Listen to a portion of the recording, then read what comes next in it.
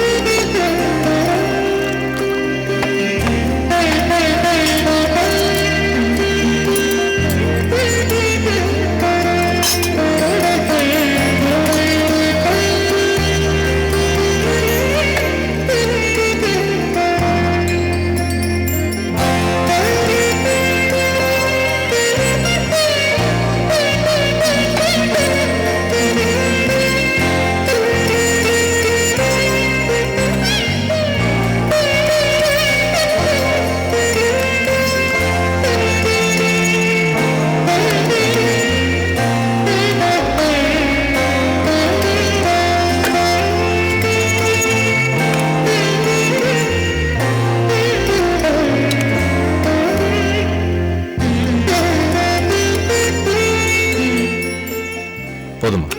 சாப்பிடுங்க சாப்பிடுங்க அத்தை. ரொம்ப தூரம் கார்லயே டிராவல் பண்ணி வந்திருக்கீங்க, நல்லா பசிக்கும், சாப்பிடுங்க. நீ பரிமாறுற அழக பார்த்தா எனக்கு பசியாறின மாதிரி இருக்கு.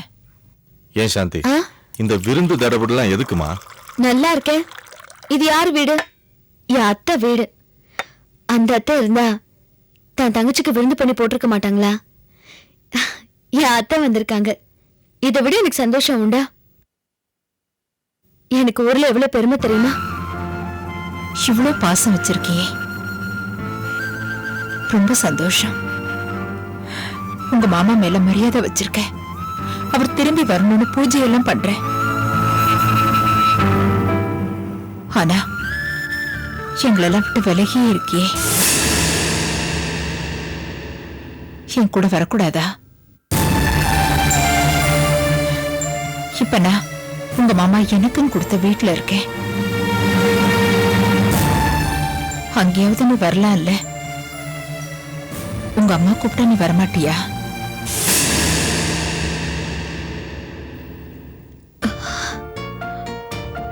உங்க வார்த்தைக்கு நான் மதிப்பு தரக்கூடாதுன்னு நினைக்கல.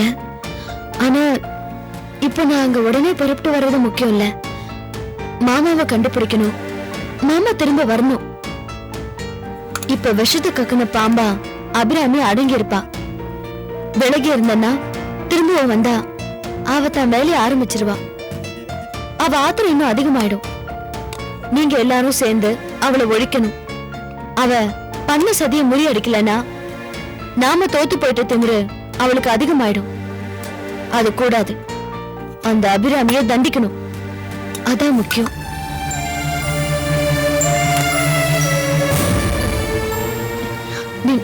நீங்க தைரியமா இருங்க. இந்த நேரத்துல நீங்க மனசு தளர விடக்கூடாது. நான் எங்க இருந்தாலும் உங்களுக்காக மனசார கடவுளை வேண்டிக்கிட்டு தான் இருப்பேன்.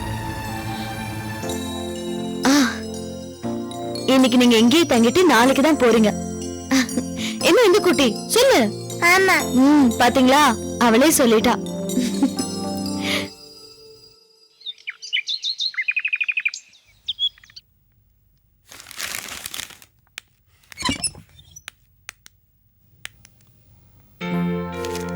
அடடே, வாங்க தம்பி உட்காருங்க. இல்ல பரவாயில்ல, நாங்க ஊருக்கு கிளம்பலான்னு இருக்கோம், அதான் சொல்லிட்டு போலான்னு வந்தேன். அப்படியா, நல்லது, போயிட்டு வாங்க. அடிக்கடி இங்க வந்து சாந்தி கொஞ்சம் பாத்துட்டு போங்க.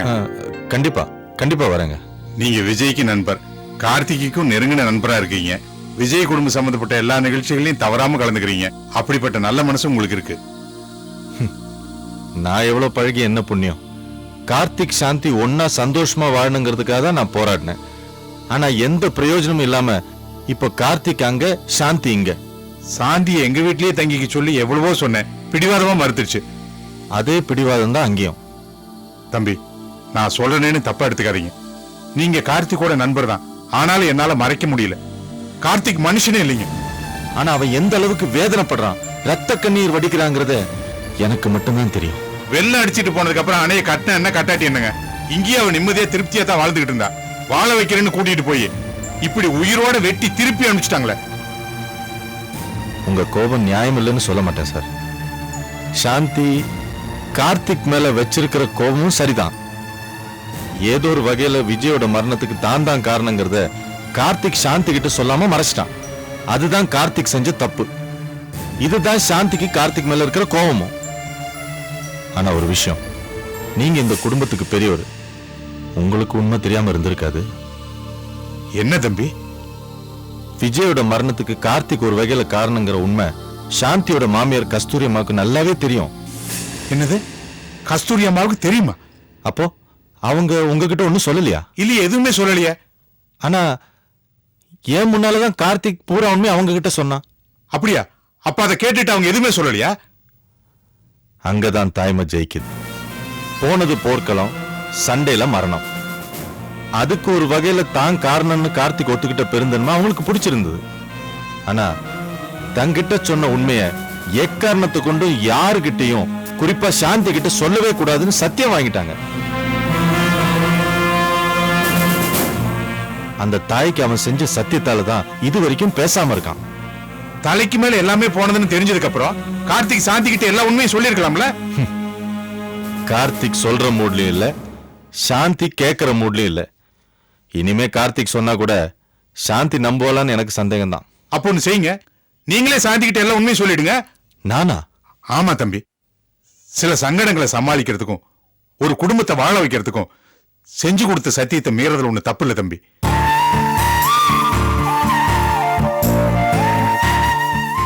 என்ன தம்பி யோசிக்கிறீங்க? இல்ல, நேத்து கஸ்தூரி அம்மா போட்டோ பார்த்ததுல இருந்து நான் அவங்க கிட்ட மானசீகமா பேசிட்டு தான் இருக்கேன். இந்த உண்மையெல்லாம் சொல்லாம வேண்டாமாங்கிற குழப்பத்துல இருக்கேன். ஒரு குழப்பம் வேண்டாம், நீங்க நடந்த எல்லா உண்மையும் சாந்தி கிட்ட சொல்றீங்க, பயப்படாம சொல்லுங்க. சரி, அப்ப நான் வரேன். சரிங்க.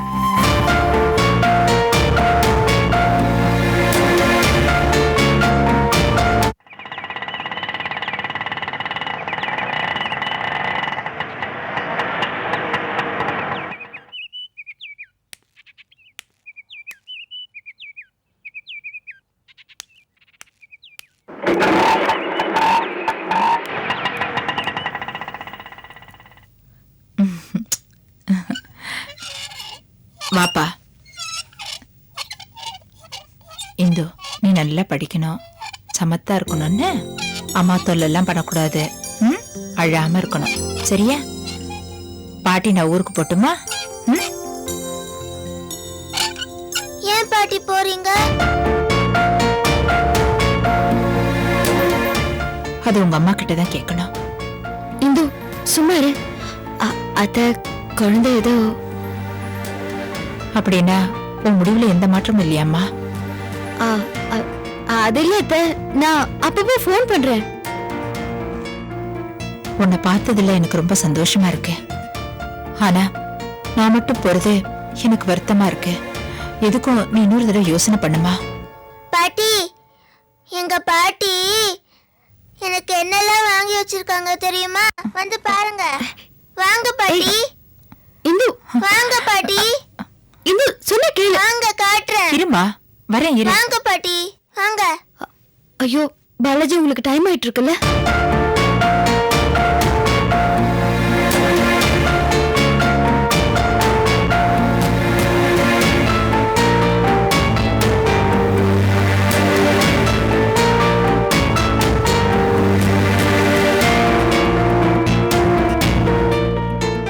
அம்மா, ஒரு நல்ல காரியத்துக்காக கார்த்திக் உங்ககிட்ட பண்ண சத்தியத்தை நான் இப்ப மீறப்போறேன். அதுவும் உங்க மருமக நன்மைக்காக தான். தயவு செஞ்சு என்ன மன்னிச்சிருங்கம்மா.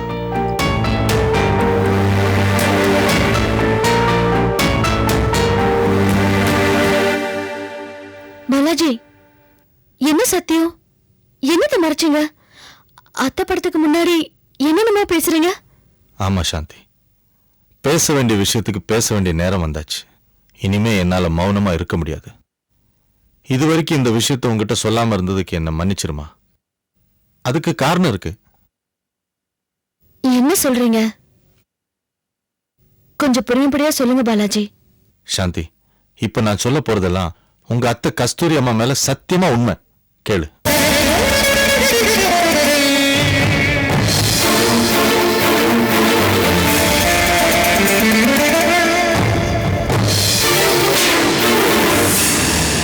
இந்த சோகத்திலும் இது உங்ககிட்ட சொல்ல வேண்டிய கட்டாயம் எனக்கு இருக்கு. விஜயோட மரணத்துக்கு நான் தான் காரணம்.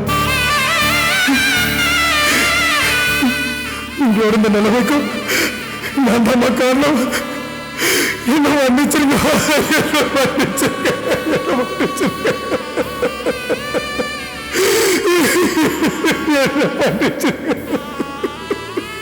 நீ தப்பு பண்ணிருந்தா இப்ப மன்னிக்க முடியும். தம்பி, எந்த எழுத்து மாத்தினாலும் தலையெழுத்தை மாத்த முடியாது. என் புருஷனும் சரி, என் பிள்ளையும் சரி, யுத்தத்துக்கு போகும்போது எனக்கு தைரியம் சொல்லிட்டு தான் போவாங்க. எனக்கு பயம் இருந்தாலும் சிரிச்சுக்கிட்டு தான் வழி அனுப்புவேன். எப்ப யுத்த பூமிக்கு போனோமோ அப்பவே நம்ம வாழ்வும் நம்ம கையில் இல்லை. அதுல நான் தெளிவா இருப்பேன். என் மகன் வீர மரணத்துக்கு நீயும் ஒரு வழிகாட்டியா இருந்திருக்க. அதை விட உண்மையை சொன்ன உன் தைரியத்தை நான் பாராட்டுறேன். அம்மா, உங்களுக்கு என் மேல கோவம் இல்லையாம்மா? உண்மையிலே எப்பா கோவப்படணும்? எந்த தப்பும் உண்மையில இல்லப்பா. நீயும் நாட்டுக்காக போராடத்தானே அந்த இடத்துக்கு போன. நாட்டுக்காக போராடுறவங்களுக்கு மனசுல குழப்பம் இருக்க கூடாது, தெளிவு இருக்கணும். புரிஞ்சதா? என் மகன் சாகலப்பா, உயிரோட உருவத்தில் இருக்கான்ப்பா. வரமா கார்த்திக், என்னம்மா? நீ எனக்கு ஒரு சத்தியம் பண்ணி கொடு. என்னம்மா? என்கிட்ட நீ சொன்னது வேற யாருகிட்டையும் இனிமே நீ சொல்லக்கூடாது. குறிப்பா என் மருமகளுக்கு தெரியக்கூடாது.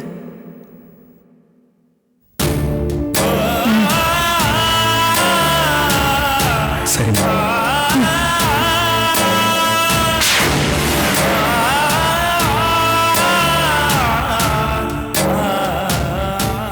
இதுதாம்மா நடந்தது. இதெல்லாம் ஆரம்பத்திலே உங்ககிட்ட சொல்ல வந்த கார்த்திக் கஸ்தூரி அம்மா வார்த்தைக்கு கட்டுப்பட்டுட்டான். கல்யாணத்துக்கு முன்னால எல்லா விஷயத்தையும் உங்ககிட்ட சொல்லணும் தான் கார்த்திக் நினைச்சான். ஆனா நான் தான் வேண்டான்னு சொன்னேன். ஏன்னா போர்க்களத்துல நடந்தது ஒரு விபத்து. அதுக்கு கார்த்திக் எந்த விதத்திலும் காரணம் இல்ல. ஆனா நீ கஸ்தூரி அம்மா எடுத்த முடிவு மாதிரி எடுக்காம போயிடுவியோ, அதனால உன் கல்யாணம் நின்று போயிடுமோங்கிற பயத்துல தான் நான் சொல்ல வேண்டாம்னு சொன்னேன். சாந்தி, ஒரு நன்மைக்காக சத்தியத்தை மீறது தப்பே இல்லை.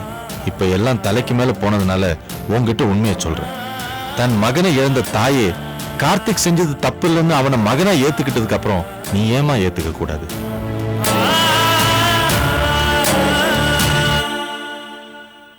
இத நான் சொன்னேன்றதுக்காக மட்டும் நீ வருவேன்னு நான் எதிர்பார்க்கல. நல்ல யோசனை செய், தெளிவான ஒரு முடிவுக்கு வா. ஒரு விஷயம், கார்த்திக் நல்லவன்.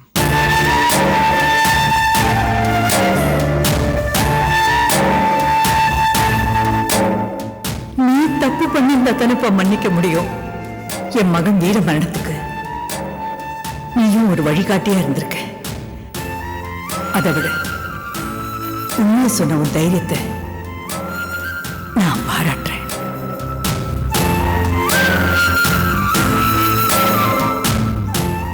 என் மகன் சாகலப்பா, உயிரோட உருவத்தில் இருக்கான்ப்பா.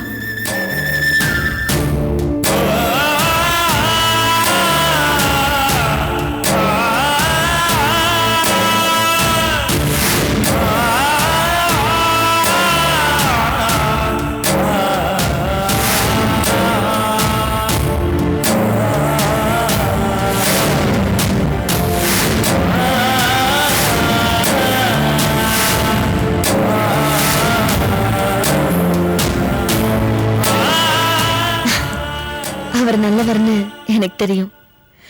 கார்த்திக் மேல எனக்கு எந்த வெறுப்பும் கிடையாது. ஆனா உண்மையை மறைச்சிட்டாரேங்கிற கோவம் தான். அந்த கோவத்துல தான் நான் அவரை விட்டு பிரிஞ்சு வந்தேன். கல்யாணத்துக்கு முன்னாடி அவர் இந்த உண்மையை என்கிட்ட சொல்லியிருந்தா விஜயோட அம்மா எடுத்த முடிவை தான் நானும் எடுத்திருப்பேன். ஏன்னா விஜயோட மரணம் போர்ல எதாச்சியா நடந்திருக்கு. கார்த்திக் அதுக்கு காரணமே இல்ல. நடந்த விஷயங்களை என்கிட்ட மறைச்சாருன்னு தான் எனக்கு கோவமே. ஆனா என் அடி மனசுல ஏதோ ஒரு காரணத்துக்காக தான் இது அவர் மறைச்சாருன்னு எனக்கு தோணிக்கிட்டே இருந்தது. அது இப்ப சரின்னு ஆயிடுச்சு.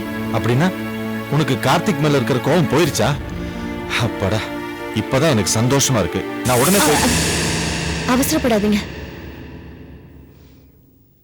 இப்ப நான் உங்ககிட்ட கேட்டுக்கிறது என்னன்னா, கார்த்திக் மேல எனக்கு கோவம் இல்லைங்கிறது அவருக்கு தெரிய வேண்டாம். கார்த்திக்கு தெரிஞ்சா அவரோட வேகம் குறைஞ்சு வாழ்க்கையில அவர் சாதிக்க வேண்டியதெல்லாம் மறந்து ரொம்ப சாதாரண மனுஷனா வாழ ஆரம்பிச்சிருவாரு. நான் அவரோட சேர்ந்துட்டா அபிராமி மேல அவருக்குள்ள கோவம் அடங்கிடும். என் உயிருக்கு உயிரான சாந்தியை பெரிய அபிராமி தான் காரணம்னு அவ மேல அவருக்கு கோவம் இருந்துகிட்டே இருக்கணும். அந்த கோவம் வெறியா மாறணும். அந்த வெறி வெற்றியா மாறணும். எந்த அபிராமி ஆராதனை பண்ணாரோ அந்த அபிராமி முன்னாடி அவர் தலை நிமிர்ந்து நிக்கணும். அவர் தோத்து தலை குனிஞ்சு நிக்கணும். அதனால இப்ப நம்ம பேசிக்கிட்டத நீங்க அவர்கிட்டயோ வேற யார்கிட்டயும் சொல்ல வேண்டாம். நான் யார்கிட்டயும் சொல்ல மாட்டேன். ஆனா நீ ஊருக்கு வரலாம்ல. நீ அங்க வந்து கார்த்திக் கிட்ட பேச வேண்டாம். ஆனா நீ அங்க இருந்தா கார்த்திக் மனசுல ஒரு தைரியம் வரும்.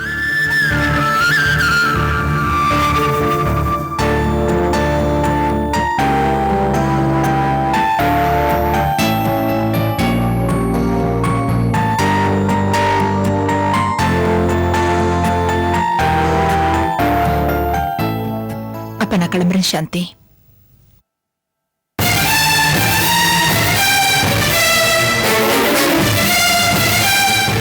அத்தை,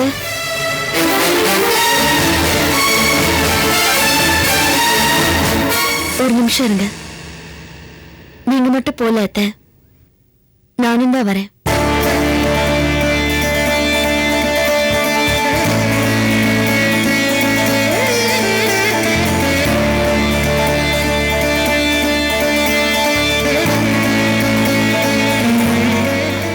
உண்மையாவா சாந்தி? அதை நீயே சொன்ன? ஆமா அத்தை, இப்பதான் தெய்வமான அத்தை எனக்கு உத்தரவு போட்டாங்க. அதனால நீங்க முன்னாடி போங்க.